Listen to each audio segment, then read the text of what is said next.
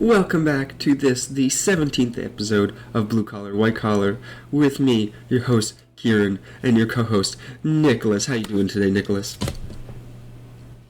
I'm very well today, Kieran. How are you on our 17th episode, which, as you just pointed out to me, is the same amount of time that we've known each other, 17 years. Correct. Yeah, things are going really well for me. Happy. Wife's a little bit troubled with the state of her body at the moment, but we're not going to get into that. So let's dive right on in, unless you have anything else to say. Let's dive right on in. So, everybody, we have a very special episode for you this month. Holiday episode. As it is the end of the year, and you may recall we did a fun one last December, where I believe we were talking about Lord of the Rings. Masculinity through the lens of Lord of the Rings. That's right. Which was fun. This year, I got to come up with the fun kind of theme. To give a bit of context, I listened to this podcast called The Dive. It's a League of Legends podcast, which I watch, the video game League of Legends, which I watch like the pros, as other people watch, traditional sports. At the end of the year, they do what's called the Divies, which is they award different players in the scene with like silly awards. So I thought that it would be fun here on Blue Collar, White Collar to do the Collies, which is Name pending. 6 awards. Name pending, no. This is my episode. Okay. They're the Collies. We're going to be giving out 6 awards that I've kind of pre-designed. Kieran will be giving out 3. I'll be giving out 3. I came up with them, and yeah, the idea is that each of them will have a movie theme. There are kind of 3 movie/TV shows, 4 actually, that Kieran and I share a love of. I won't say which ones they are quite yet, as it'll be fun to reveal them over time. There are many more, but we're going to be starting with 2 awards that are based on Avatar: The Last Airbender, which in a previous podcast, have we ever plugged that? I don't know. Have we ever? I don't even think we've talked about that. This is Kieran and I's second podcast together. The first one is a Avatar: The Last Airbender themed podcast where we rewatched all the episodes and talked about them. It was the pandemic. So, that's right. So this first ever, pretty historic, Collie award. Kieran will read out to you what the award is, and then he'll tell you who he chose. And by the way, just to kind of finish the explanation, the award is going to different politicians across the world. They can be in Canada, they can be outside of Canada, but the award, which will have a movie theme, will go to a politician. So we're going to kind of make some connections. So Kieran, what is the first Collie award? So I'm going to preface this by saying, I'm going to let everyone know, I'm a little sick right now, so I'm going to try not to cough on camera. I'll mute myself when and if that time comes, but I'm just going to say I apologize if that's the case. So the first award that we have here is the Cabbage Award, which we are going to be awarding to the politician who's been the most vocally complaining about things, based off of the cabbage merchant from Avatar, who's constantly having his supply of cabbages destroyed by the hero group of the show. So I have decided that I think the person who should rightfully, and even rightfully complaining, because I actually agree with many of her complaints, award the Cabbage Award, is Marjorie Taylor Greene, MTG herself, because of all the things. Hot MTG, Magic the Gathering. Coincidence, also they recently released an Avatar Magic the Gathering set, so there's another connection there. She's someone who is super supporting Donald Trump. But in this last year, she has come out swinging almost nonstop against almost everything that he's done. For quick context, Marjorie Taylor Greene, and by the way, great choice, Kieran. Wasn't expecting that. Marjorie Taylor Greene is a representative, a congresswoman, elected 2021 as a representative in Georgia. I thought it was before then. No, she ran in the 2020 congressional race. Okay. So she came in at the same time as Biden. But she's a very vocal supporter of Trump. If you've ever heard Jewish space lasers, that's Marjorie Taylor Greene.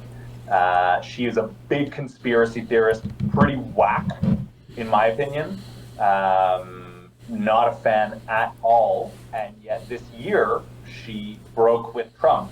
Essentially, she has been critical where previously she was very supportive. You have to admit, Nick, 2025 MTG is way more based than ever before. Like, she split with them on healthcare. Like, she wants the U.S. government to push to be able to, provide healthcare to people.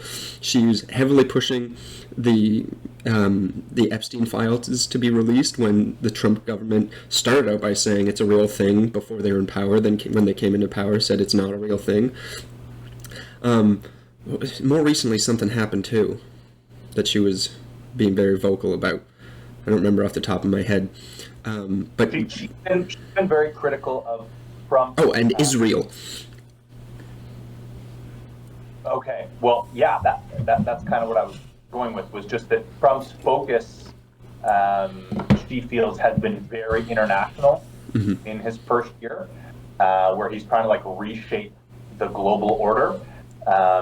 And, this is all in his hunt for the Nobel Peace Prize, which we know he desperately wants. But Marjorie Taylor Greene thinks you ran on America first, right? Your whole thing is, I'm going to bring my focus, I'm going to bring, Americans are getting ripped off, and I'm going to stop paying for all this kind of foreign intervention, and I'm going to instead focus my resources at home and try to help with, affordability, cost of living, and just very bread and butter issues for Americans. Like, I think that's why a lot of people voted for him. And now they look at his first year, and he's all over the place, right? He's been globetrotting, and I think Marjorie Taylor Greene is kind of going, "What the fuck? Like, I thought you were gonna help people, and people, feel like life is more unaffordable than ever." She's not wrong. She's not wrong. And recently she's even announced she's stepping down because she's not putting up with the BS that is being thrown at her for simply supporting the things that Donald Trump said he supported, and then has stepped back from. So I decided to award her the Cabbage Merchant Award. MTG. Congratulations, Marjorie. And it's weird how normal she got. Like, she started doing, more, progressive talk shows like The View. I think before she resigned, might have been after, Donald Trump essentially threatened to primary her because she's broken with him. He said, okay, well, I'm just going to run a Republican against you in the primary. And, that's how I get rid of my enemies a lot of the time. So she just said, you know what, I don't want to do that. Nice catch. And she instead just resigned. But she went on The View, and, she seemed, pretty normal. Because she's been, pretty weird. Let's be honest, Marjorie Taylor Greene says weird shit, does weird shit. She's a weird woman. I love it. Yeah. She's not representing me, so I love it. It's almost like it was an act, because it's okay, she's not weird anymore. She's just, kind of coming out and making pretty rational arguments all of a sudden. That, or maybe pretty rational and normal people don't realize that they believe in conspiracy theories too. They just don't consider them conspiracy theories because to them, that's what they believe in. Yeah. No, she's pretty crazy. So I have a question. I have a question for you. Do you think that she's gearing up for a 2028 run? Interesting. I don't like speculating about 2028 and just like who's going to be the nominee. I feel like it's so much about like, oh, like let's get news coverage by talking about the next presidential nominees, but it's like 3 years in politics, especially now, is absolutely impossible to predict anything. Oh, absolutely. And My son will be in school. it's a complete waste of breath to speculate as to who will be the candidate in 2028. But do you think she'll? So Do you think she'll run? now and then. However, I don't think it's crazy that Marjorie Taylor Greene run in the Republican primary. I think that's very possible. Mm-hmm. I don't think she'd win, though. I don't think she'd win. Well, there's 3 years, so you never know. I think if she starts now that she's leaving, because I believe it's in the new year, she'll be actually out of Congress. If she starts doing a lot of podcasts, I think there's a way greater chance that she's planning on doing a run. If she just backs off into, her own private life, I think she's gone. But if she starts touring, doing podcasts, and speaking events, I definitely think she's going to be on stage. Yeah. If there's one person we know with 100% certainty is running next year, who this is just a fun little question. If you had to pick one person who you absolutely know is sure will run in 2028, who would it be? Gavin Newsom? That's the correct answer. That fucker wants to be president so bad. Yeah. I think Kamala's actually going around and potentially... I can't believe that. I fucking hate that. Oh. I'm sorry. I hate that. Move the fuck on. Yeah. Honestly, if you've lost, and I realize people have lost and then came back and won later in presidential elections, but I feel like if you've lost, you should just go away. Like, look at Mitt Romney. Mitt Romney disappeared after he lost against Obama. I mean, he didn't disappear, but he never ran again. Or did he? Did he run in 2016? He shouldn't have. Yeah, he became a senator. Yeah, but I'm in presidential and run. then Trump kicked him out. Yeah. Anyway. Okay. Well, very nice. Great first award. I have the distinct honor and privilege of giving the second ever Collie Award. Can you tell I'm having fun with this? I hope so. That's what we're here for. This is the Bloodbender Award. For those of you who are LA fans, The Last Avatar, The Last Airbender, excuse me. The Last Avatar is Korra. Well, is that true? That's not true. Watch the show.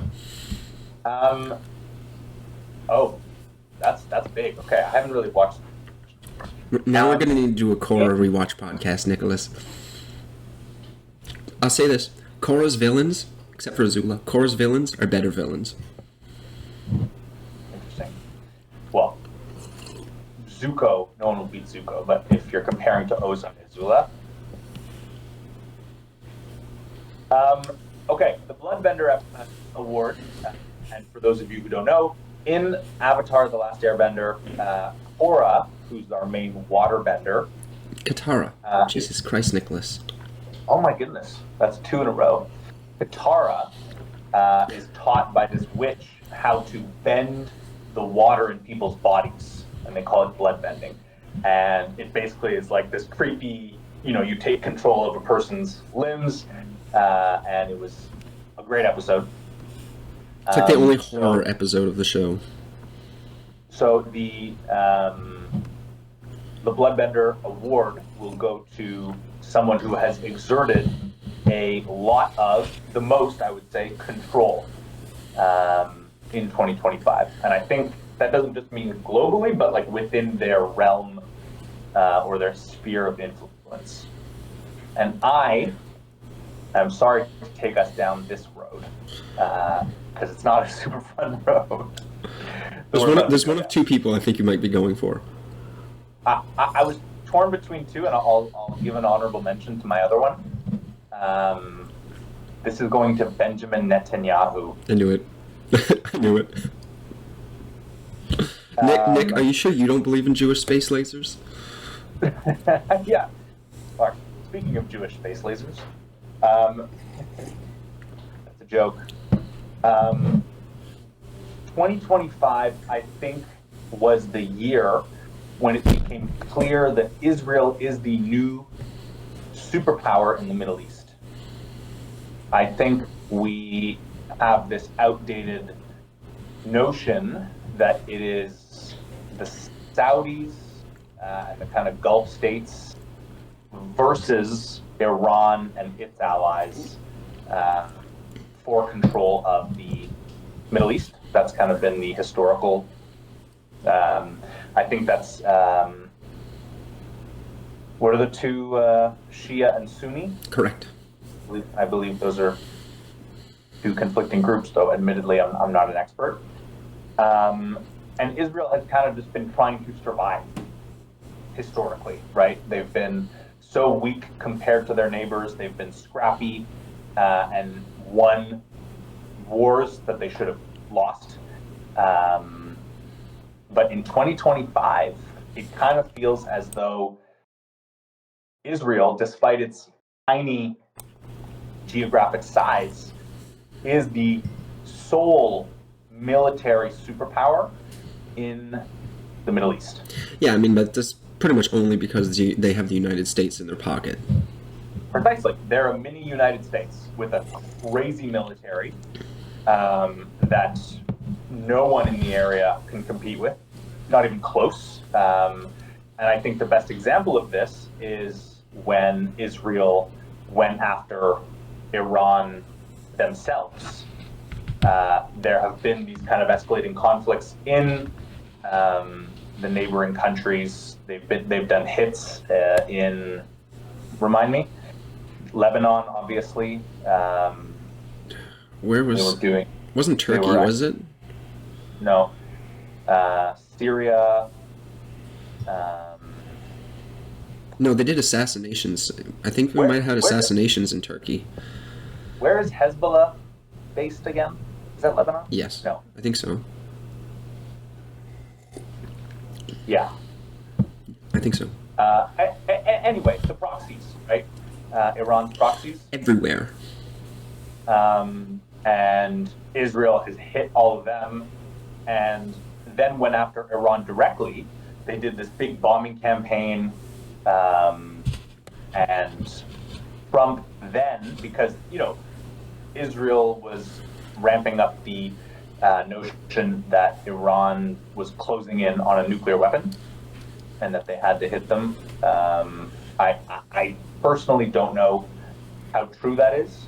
I think there's some arguments that how close they actually were, because like with North Korea, they just kind of came out one day and they were like, we have bombs. Here's the thing. Benjamin Netanyahu's been saying that Iran is 6 months away from having a nuclear bomb since the mid-1990s, when you and I were born.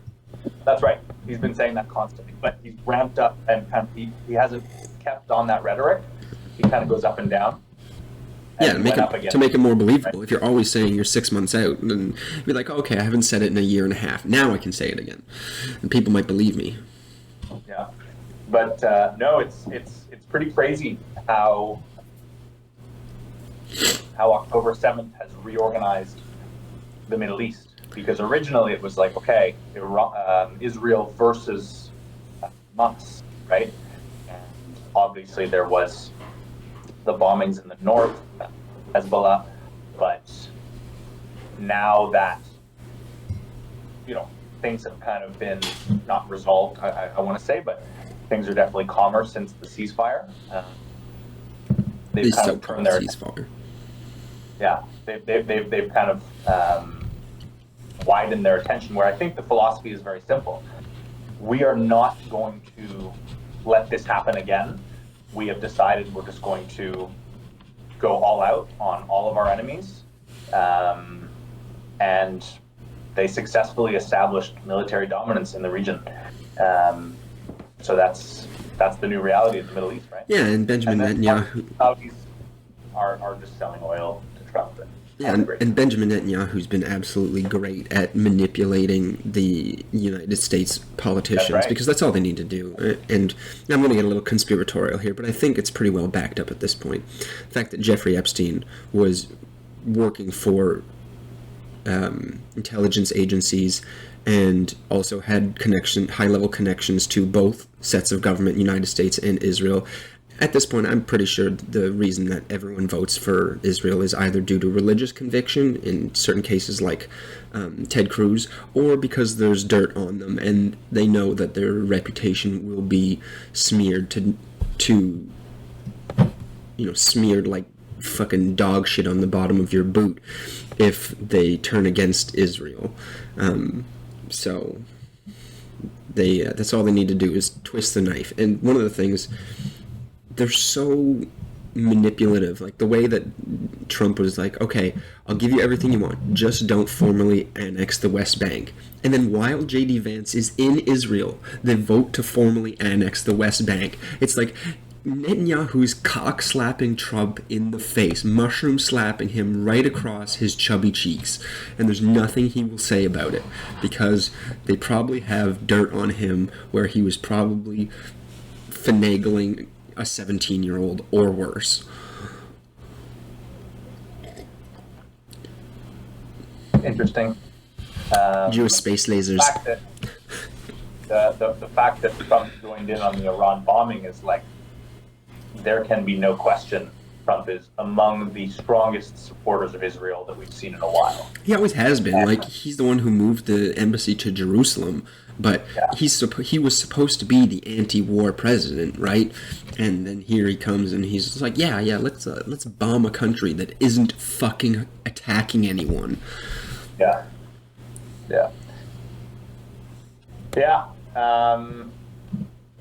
Shall we move on? Sorry to get a little bummed out there, folks.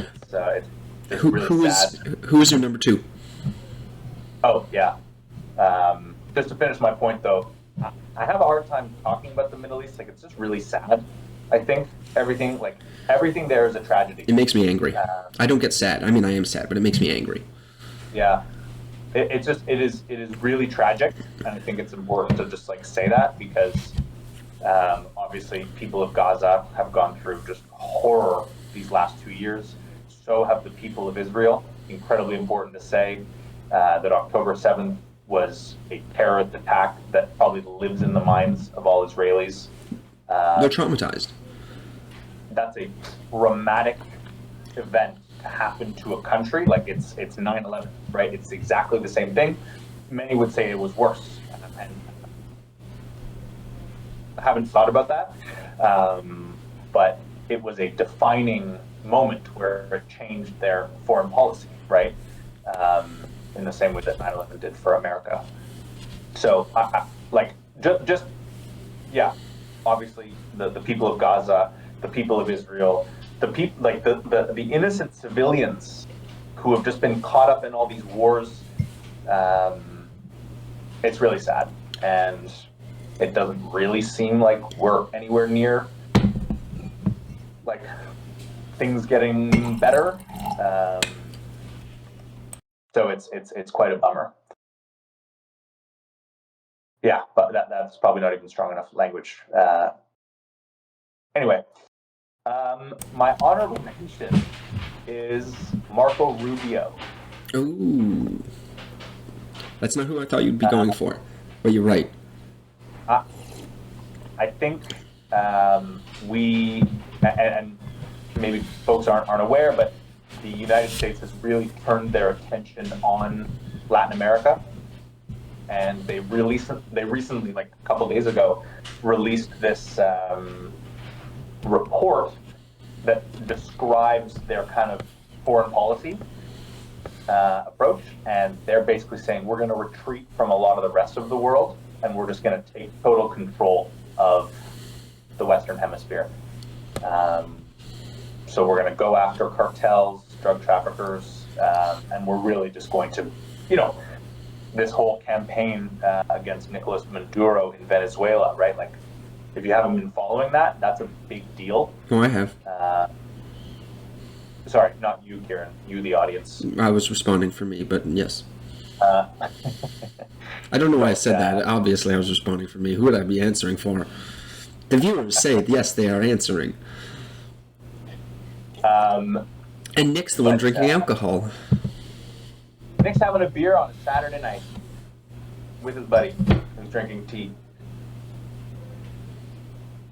But yeah, I think Trump is far more interested in. Well, I think Trump has become far more interested in this idea of seizing control of Latin America because of Marco Rubio. Yeah, they're using the excuse of the Monroe Doctrine, which is pretty absurd if you ask me. Yeah. Marco Rubio is originally from Cuba, or is he born in the United States? He is born in the United States because he ran for president. Yeah, but I think he is Cuban. He's Cuban. Yeah, I think maybe his parents came here.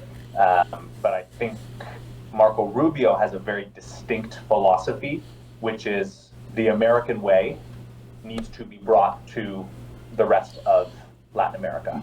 I think he's a strong believer in and anti-communism.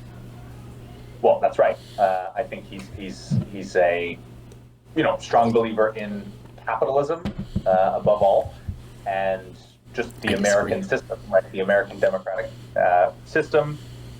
And I think that he has wanted to bring that, and coming from Cuba, right? Cuba has a very storied history where they are, a very communist-leaning country. And the whole Cuban Missile Crisis. Read about that. But yeah, Marco Rubio, I think, has turned the foreign policy of Trump, of the Trump administration, to Latin America in a way no previous president has done, right? They're retreating from Asia, they're kind of retreating from Europe and saying China, Russia, like, France, Britain, Germany, like, here's the thing. We're not really fucking with this anymore. Yeah, I heard a funny expression. So a lot of these guys, these like super anti-communist, which I'm anti-communist, but these super anti-communist, anti-left-wing South American and Latin American country people, so many of them live in Miami, right? Like Marco Rubio, I believe he's from Florida, so that's right. And a lot of the Congress people who are for these actions are from the Miami area, and because so many of them and their families came from Cuba or Venezuela or any of the other countries that were dominated by communism or heavy left-wing beliefs, and they're calling it a Miami-occupied government because they have so much influence. Because you're right, I thought you were going to say Donald Trump, because Donald Trump has had a lot of control, but who's been controlling him? Aaron, you just cut out. I need you to repeat the last 15 seconds of what you said. Oh no! Hopefully they heard me. It's a Miami-occupied government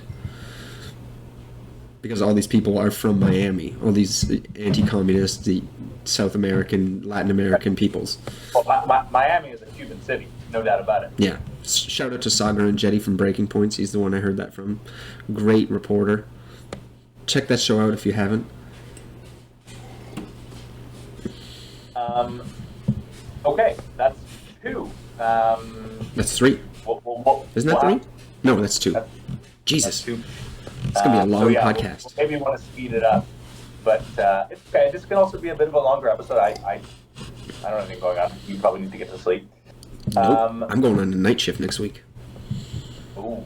Okay. Kieran, what is the next award? I actually, my phone died, so I don't have that information on me. So if you could read it for me, and I'll tell you what my pick is. I'm going to take the reins of the awards. Please I'm do. actually going to read what I wrote because I wrote these little descriptions specifically for the podcast. The next award is the Helm's Deep Award. In Lord of the Rings: Two Towers, 300 soldiers. This is the people of Rohan. The Rohirrim. I think that's the horsemen, actually. They must face down 10,000 Uruk-hai sent by Saruman to essentially take over the realm of Rohan, what you would call it. And so the people retreat to Helm's Deep, this kind of fortress in the mountains that they can defend. And okay, I stopped reading my thing. Despite the incredible odds stacked against them, our heroes emerge victorious at the end of the day. The Helm's Deep Award will therefore go to the politician who won the biggest upset victory in 2025. Kieran, this award is yours. So I'm going to start out by saying, Nicholas, thank you for picking Helm's Deep, because really the Battle of Pelennor Fields could also fall into this category, because it's a similar situation, just way more humans and way more orcs. We don't get a good sense of numbers in the Battle of the Pelennor Fields. You're right. But still, they're clearly outnumbered. And you know that I think that Helm's Deep is a more cinematic and beautiful fight. So thank you for picking Helm's Deep, Nicholas. I decided this was... I created the award, and you chose... I chose Helm's that one. Deep as one of your awards, and I'm glad you did. So my pick for this one, I could have used it for either this or the other question that is kind of similar but not exactly the same. It was 5 and 6 when you sent them to me. No. You can't say the other one. I'm not. I'm just saying the numbers. I also, Kieran, just so you know, I also have two people in my head, so I suspect you'll name one and I'll name the other. Maybe. Let's do that. Okay, so my choice for the Helm's Deep Award of overcoming obscene odds is Mark Carney, because the year of 2024, it looked like the Liberals were going to be dumpster fired, literally annihilated, and he came in, and I don't think, barely anything else changed in terms of the members of the Liberal Party. It may have been a couple changes, but really, fundamentally, he came in, said, these are the changes I'm making to what the Liberal Party is, and they came out with a resounding victory. They almost have a majority now, which they were set to be third place before Mark Carney came in. So that to me is the exact thing that the Battle of Helm's Deep exudes. He came back from nothing and annihilated his opponent. Sorry, Pierre. That's right. Are you saying that the Uruk-hai are the Conservative Party of Canada? In this situation, yeah. I agree with you, and I was expecting you to make that choice. I'm so predictable. An obvious choice. To give a bit of context, the kind of switcheroo has never worked before in Canadian politics. There have been several prime ministers who, near the end of their term, often, a 2-term, 8-year, 10-year term, they're super unpopular. Their party wants them gone, and they try a last-minute switcheroo where they bring in a new leader, run them in the election. But historically, it's never worked, right?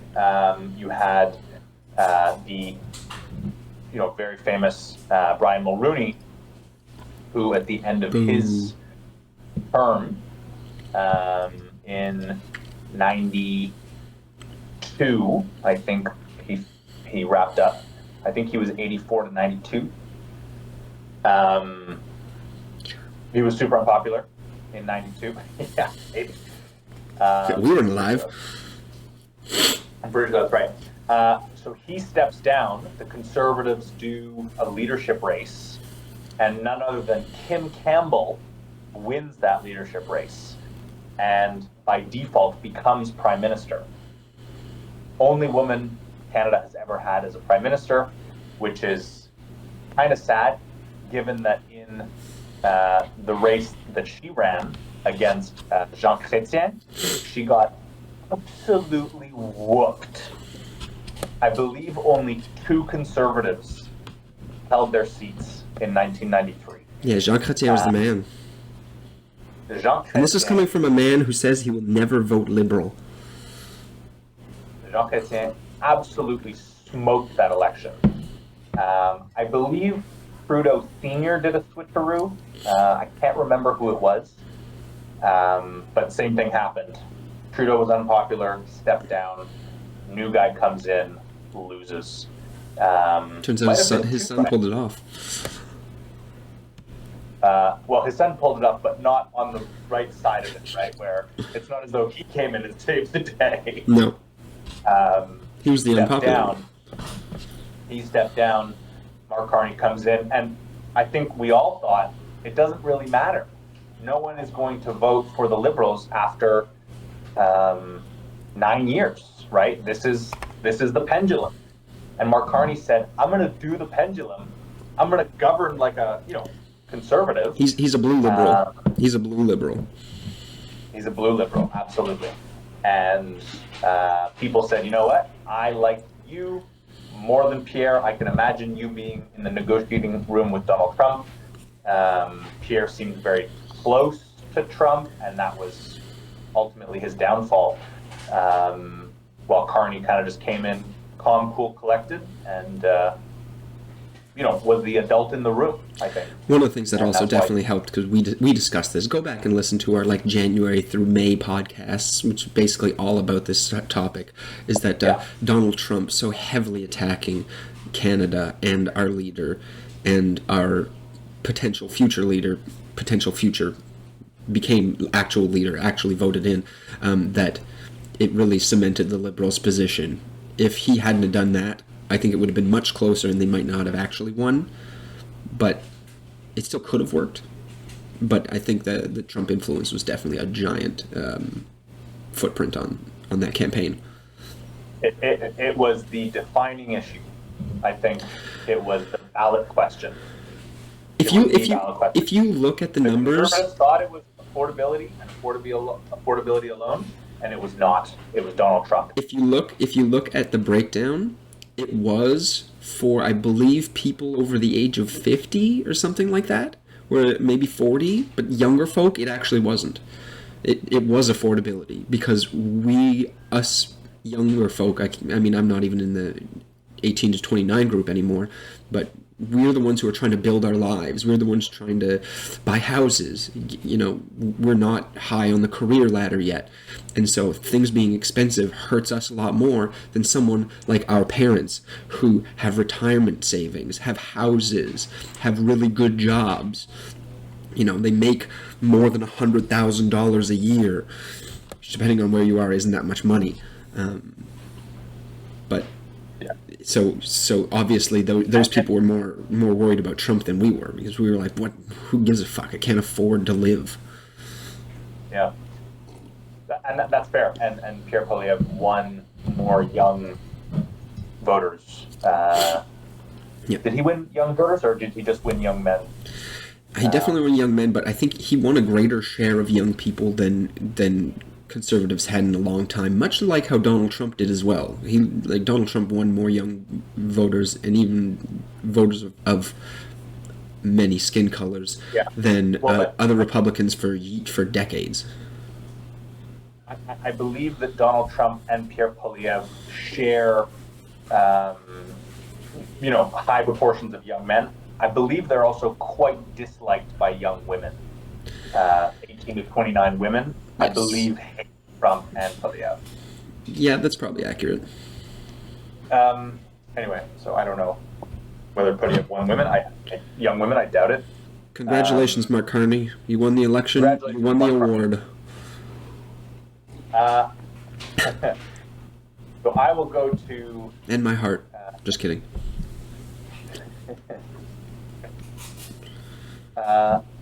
Let's see if you had the same other person in mind as the one that I would like to give this award to. This is the "I can't carry it for you, but I can carry you" award.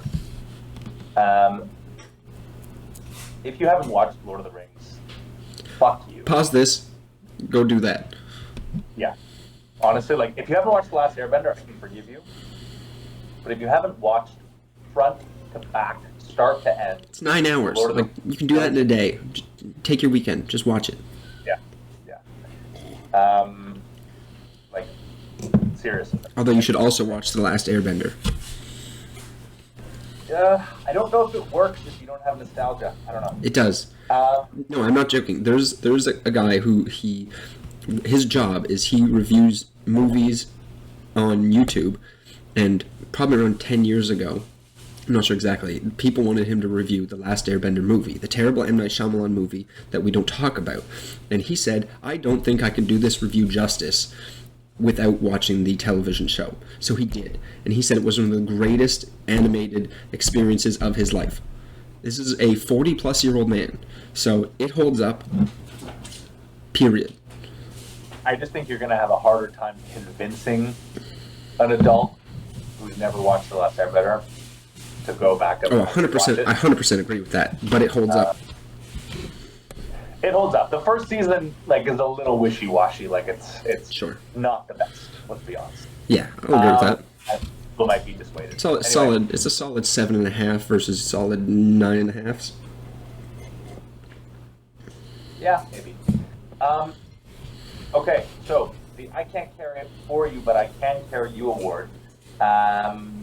You'll recall at the end of Lord of the Rings, Return of the King, Sam and Frodo are at the end of their journey. They're climbing up Mount Doom, intent on throwing the ring into the fire and saving mankind. And Frodo just can't walk anymore. And Sam has this great line where he says, I may not be able to carry it for you, the ring, but I can carry you. Picks him up, puts him on his back, and keeps going. That's the kind of brotherly love that every man should have. And so, this is the award that goes to the politician who Crying just thinking about that scene. Who put the team on his back, who carried the flailing, weak, exhausted Frodo to the finish line, or at least almost the finish line. So this is going to go to. You want to say it at the same time? No, because we might not both agree on this. But it would be funny if we said a different name, and it would be funny if we said the same name. Ready? 3, 2, 1. Zoran Mamdani. Zoran Mamdani. Mamdani. 2025 has been a rough year for Democrats. I think the loss to Trump was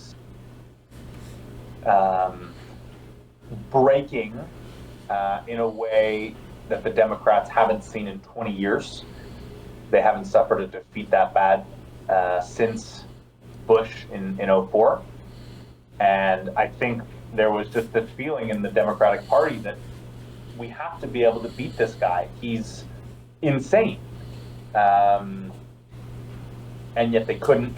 Kamala got smoked. Obviously, there was the Biden incident. But I don't think that is enough to kind of encapsulate like the problem with the Democratic Party. And so I think 2025, they've really been taking a hard look in the mirror going, oh my God, we're losing people.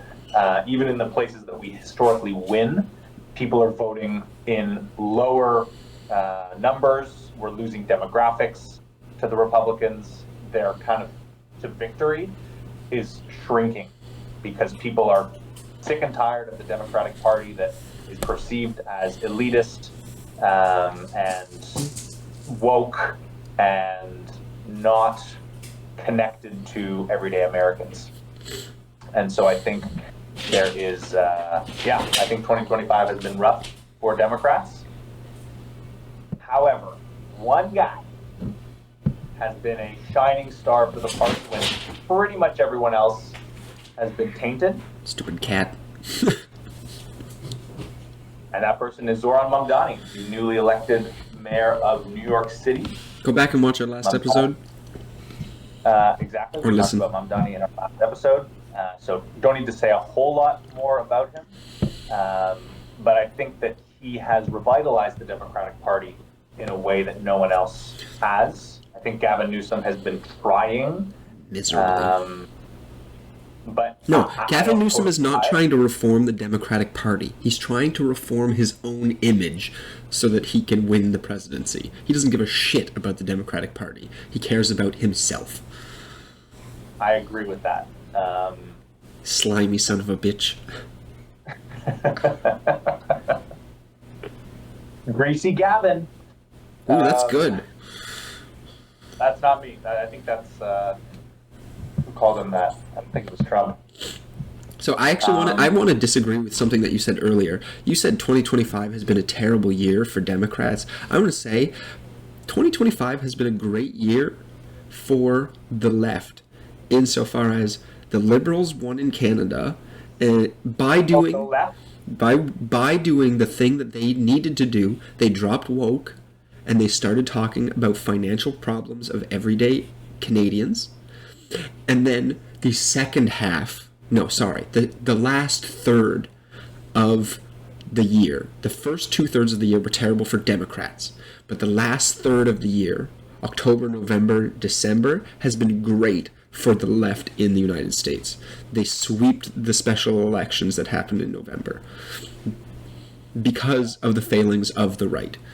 So really, yeah, anyway, I'm mostly nitpicking with you on that. I think, look, like, can you name me anyone else who won in those Democratic races? Like, name me one of the other Democrats that won. I don't know. I remember when we were talking about Zoran, I brought up that lady. I think she was from Seattle. I don't remember her name. No, I remembered her name too when she was in the news, but I've since forgotten her name. Because she's unimportant, because she's not Zoran Mamdani, who That's right. has a great name. You were never going to forget that name. But it's not just the name, right? This guy comes out and he says, I am going to make a radically different proposition than the Democratic Party that you are familiar with. I am going to talk exclusively about affordability. Because in New York City, people can't afford to live like in so many other places, but New York City is obviously the paragon of unaffordability. And he said, I'm going to do everything I can to make your life more affordable. Katie Wilson. Yes. Yes, I had to look it up. Yeah, you had to look it up. Proves my point. Yeah, but I just wanted to actually have the name. I feel bad not saying her name, just saying I don't remember who she is. Yeah. Because Kamala Harris didn't get that, and the Democratic Party in 2024 didn't get that. That affordability was the ballot issue, it's the dominant force in an American economy where wealth has just risen to the top. Nothing has grown among the American working class. The middle class is shrinking in the United States, and people can feel that. They're voting for radical options. Continue. Because frankly, they're just saying, this is why I voted for Trump. I wanted my life to be more affordable. Mamdani knew that because he went out and interviewed people on the street, asking New Yorkers, why'd you vote for Trump? Why'd you vote for Trump? All the same answer, affordability.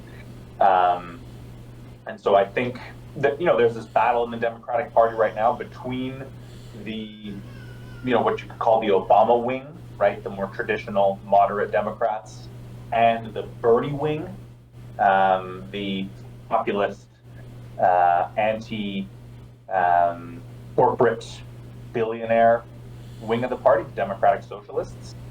And that battle continues to rage on. I don't think there is necessarily like one solution where it's like, let's do this one thing. No, you need to be more things to more people. We need to be connected to people. You need to be talking about the thing that they're talking about, which is first and foremost affordability. That's the end of what I want to say. Anything to add before we go on to the next Collie Award?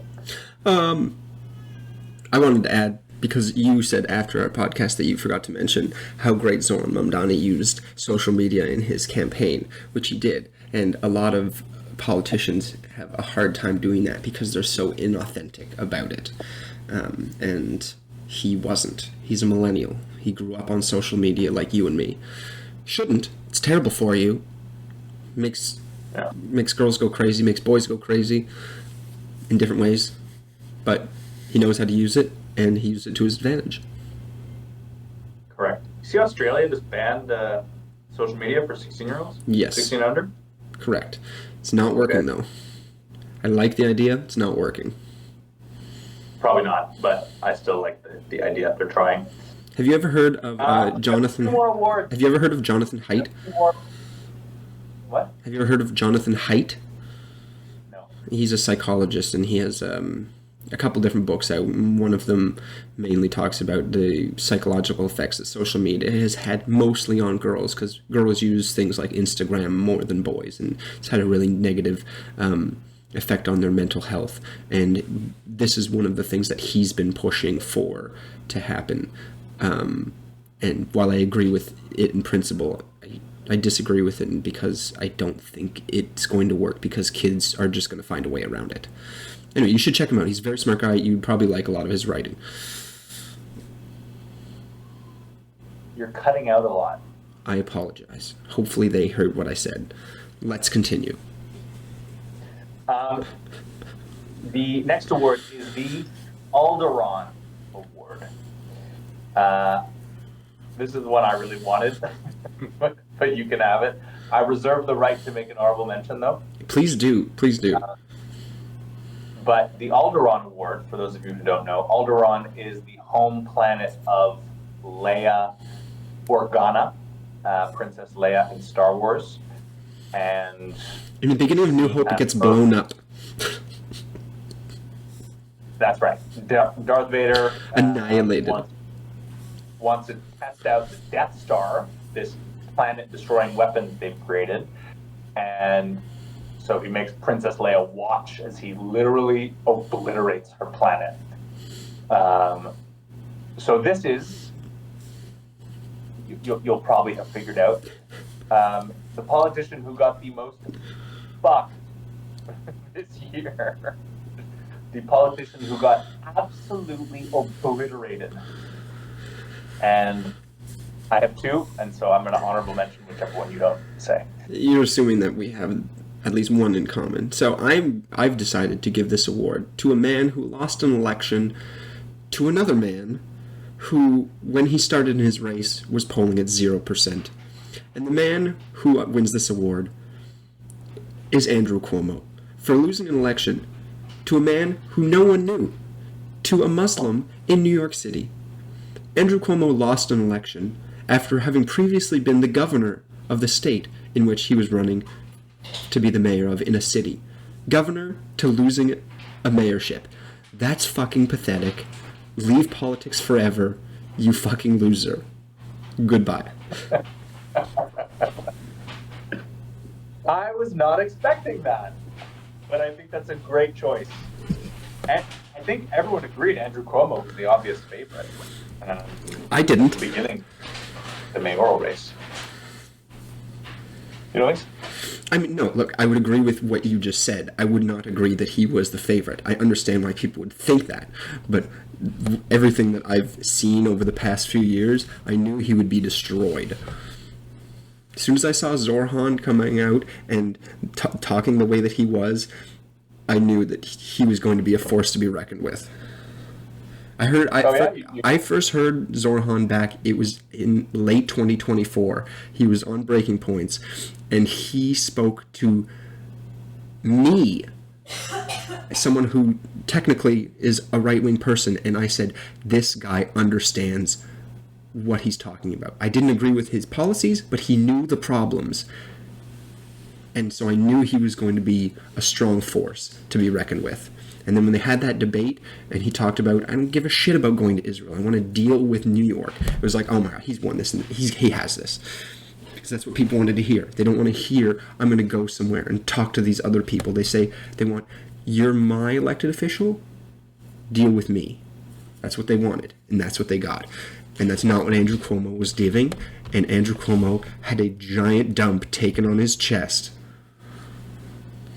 I will never stop making fun of this man. He killed a bunch of old ladies with his COVID policy. He deserves to be in the annals of history. He deserves to be in the annals of history. Sorry. I don't like the man. I could tell. I could tell. I think that's a great choice. However, I would argue that there is someone who got more fucked than Andrew Cuomo. I want to hear this.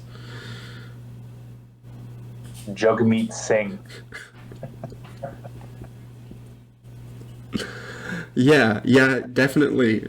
But not by his own doing is kind of the worst of it. I mean, yes. Yeah. Kind of by his own doing. Kind of by his own doing. Sure. I'll give it 50-50. Like 50% of it was his own fault. 50% of it was the factors around him. I'll say that. Because if he would have been a different guy and gone along with different, and he would have fought back against the liberals more, I think, and called an election sooner, I think they probably would have been the official opposition. If they would have had an election in 2024, around the same time the Americans, maybe even before the Americans, I think they would have been the official opposition. Okay, so in this hypothetical universe, you're saying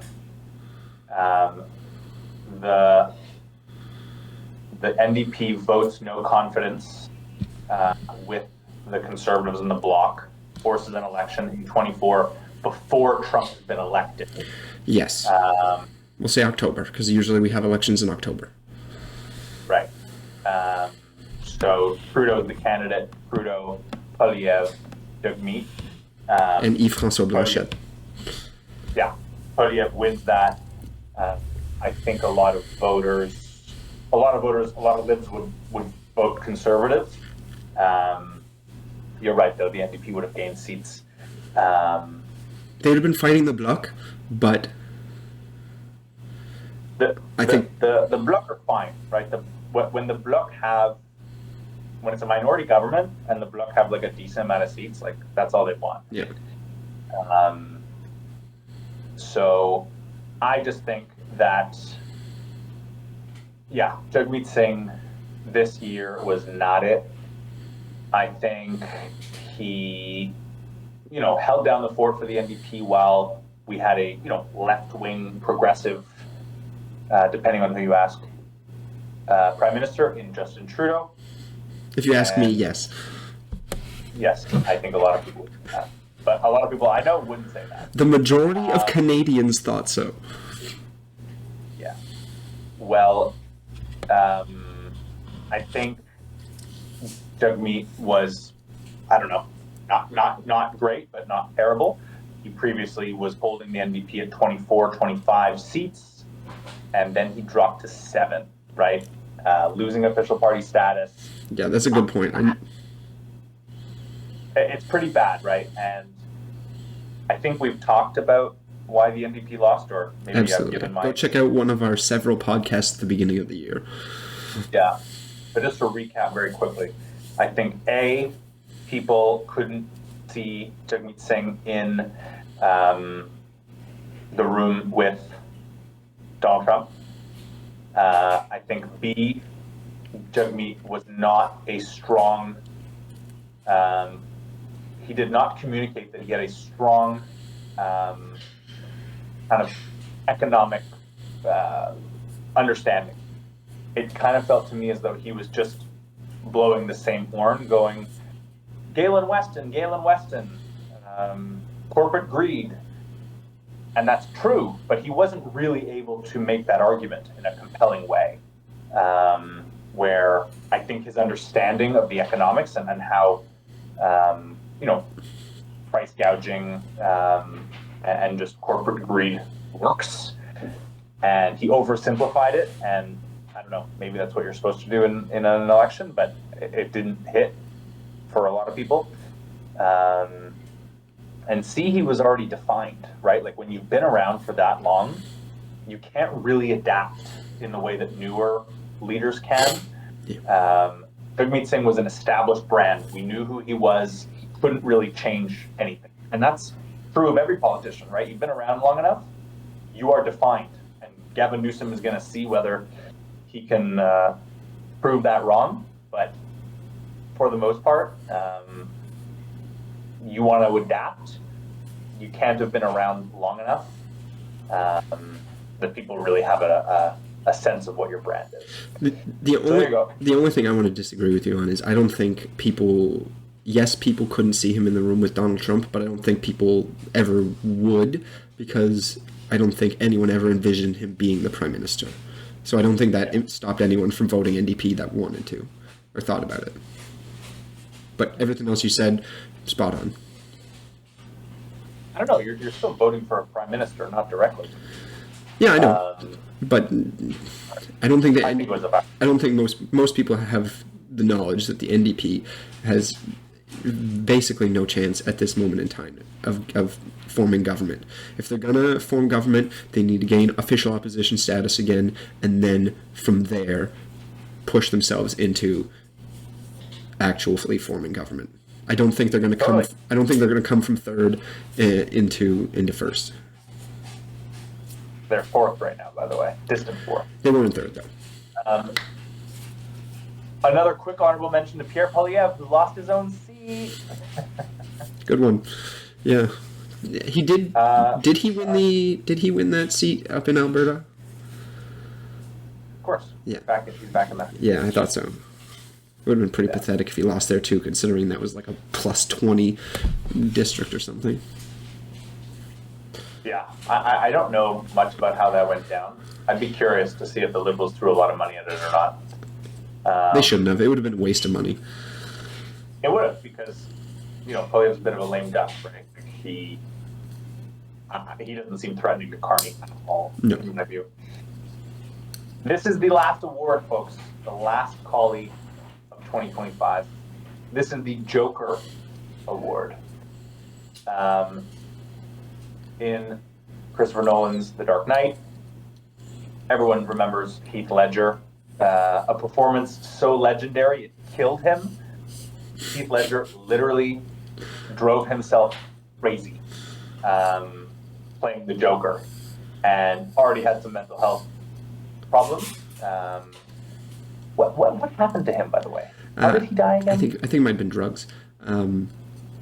Coincidentally, though, the greatest year for superhero movies in a long time, and 17 years ago, the same year that you and I met each other. 2008.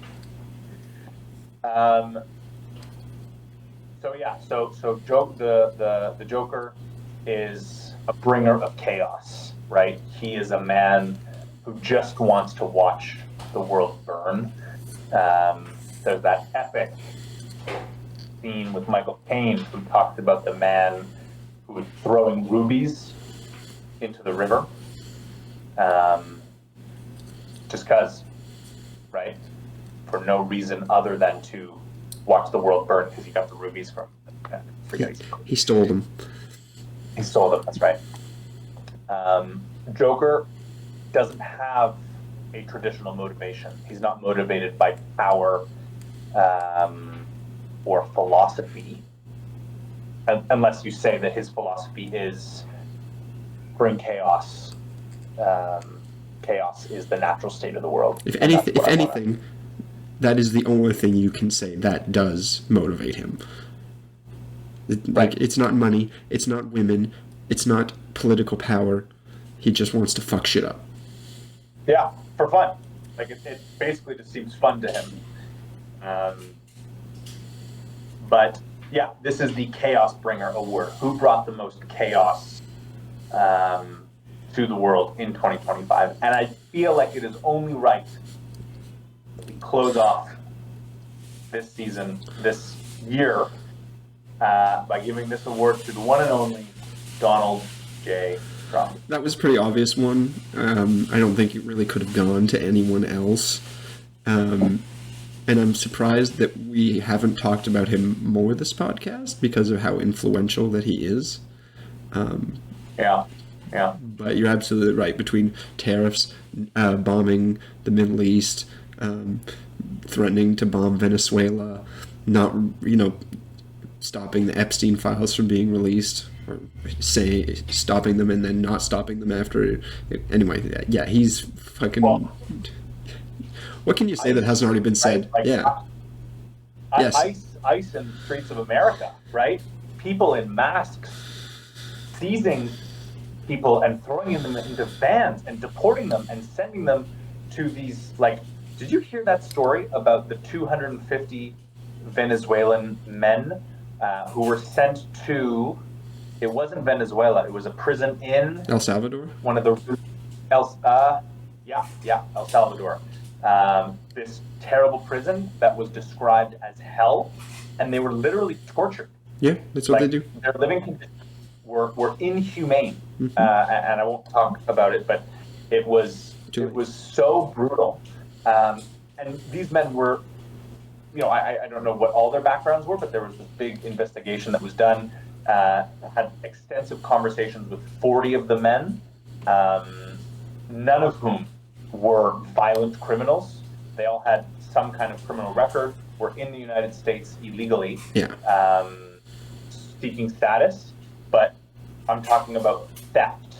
I'm talking about some domestic abuse, like bad things, obviously, but not things for which you deserve to go to an El Salvadorian prison to be tortured. They eventually get released by Nicolas Maduro, president of Venezuela, of all people. No wonder Trump hates him so much. But Trump brings chaos, and you see it in the streets of America.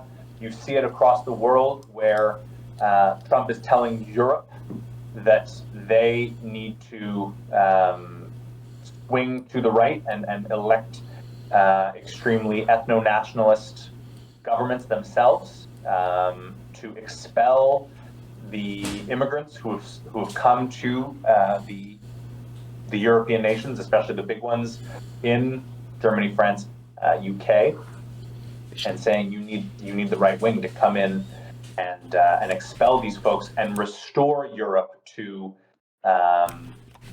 its white dominance, right? Like Trump is a white supremacist. Let's not beat around the bush here. Well, I do disagree with that, but that's not the point.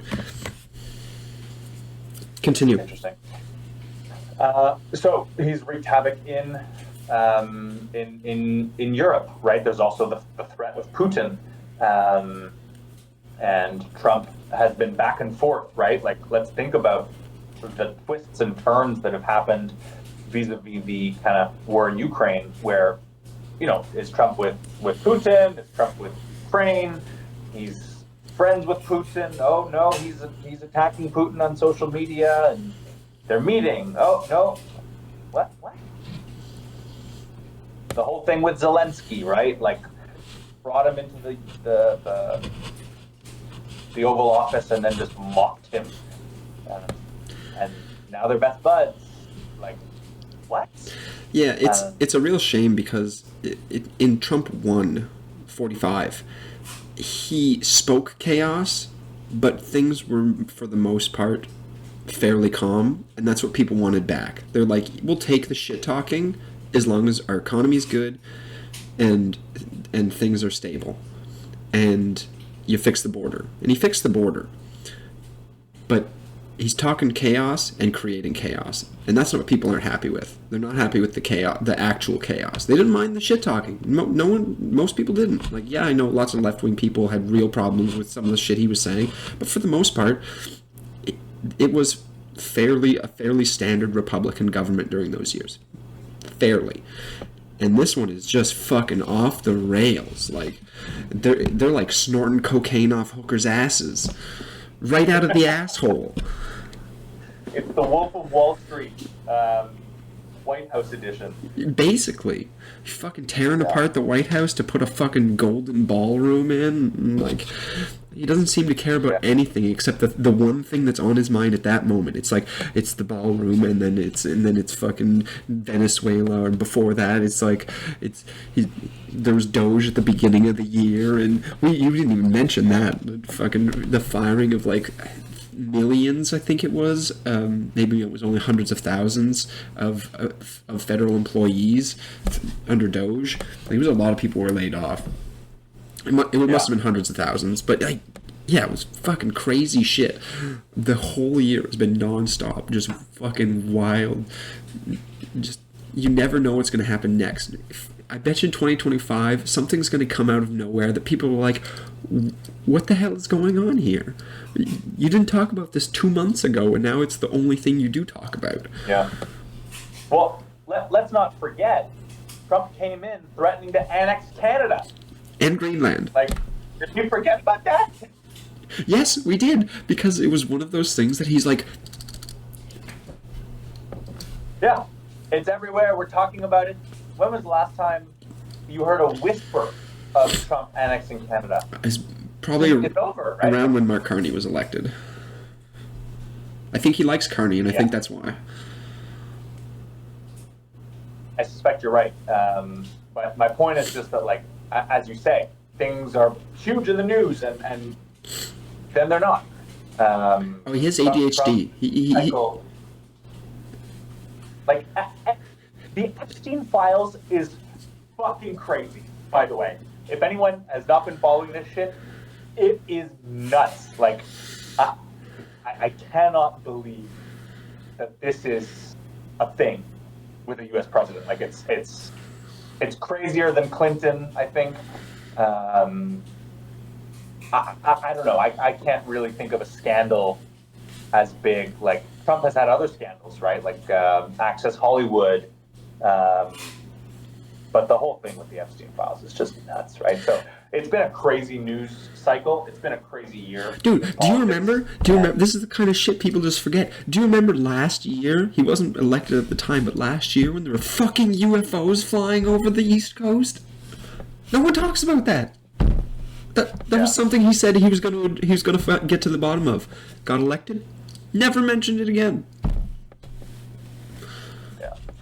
Anyway, the world is being redefined before our eyes. It's being restructured, right? Like, we don't know.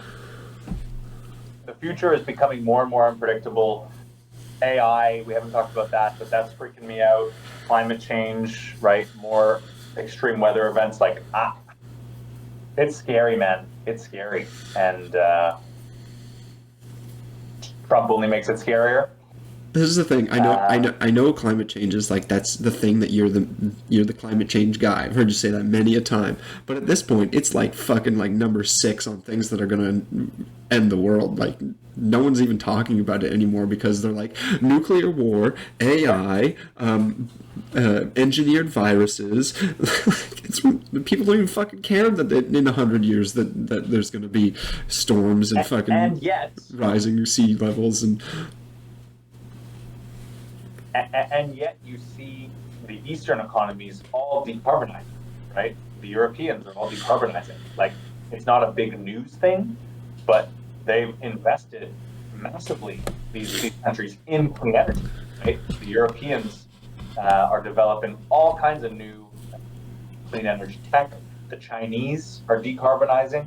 The Indians are decarbonizing. We forget that because the U.S., which often dictates Canadian policy, we're not leaders. We're being left in the dust, right? Like the COP30, the Conference of Parties, the big climate conference that happens every year, happened in Brazil, and Canada got the award of like the fossil award or something, which is like a bit of a fuck you, where our climate targets have, gone back and back and back. We're not even going to meet, the meager targets that we've reset. It's like we might get to 25% reduction by 2030. Yeah, Our original goal was 45, and that even 25 probably won't happen anymore. Anyway, so it's a real shame because clean energy is obviously the future.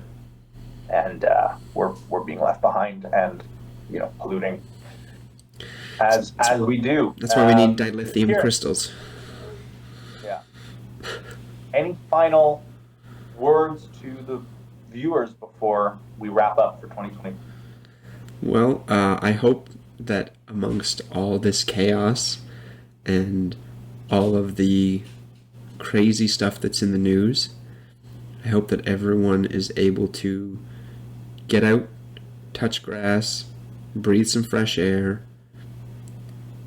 see their family, whether that be blood relatives or chosen family, and have happy holidays and a happy new year. Yeah. Get off the screens, spend some time in your community, whatever that community is.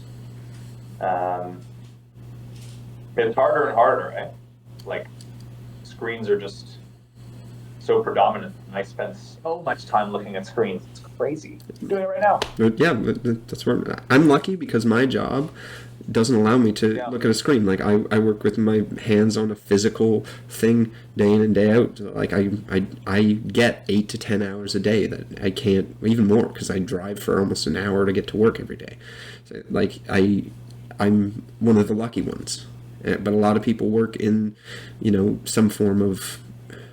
I heard someone describe it. You either work in atoms or in electrons, and anyone who works in electrons, their whole life is basically touching screens. Whereas people who work in atoms, people who work with their hands, they, plumbers and carpenters and other folks along those lines, we actually get a break from it. So for us, it's recreation, but for some people, that's their whole life. That's their job, and that's their recreation.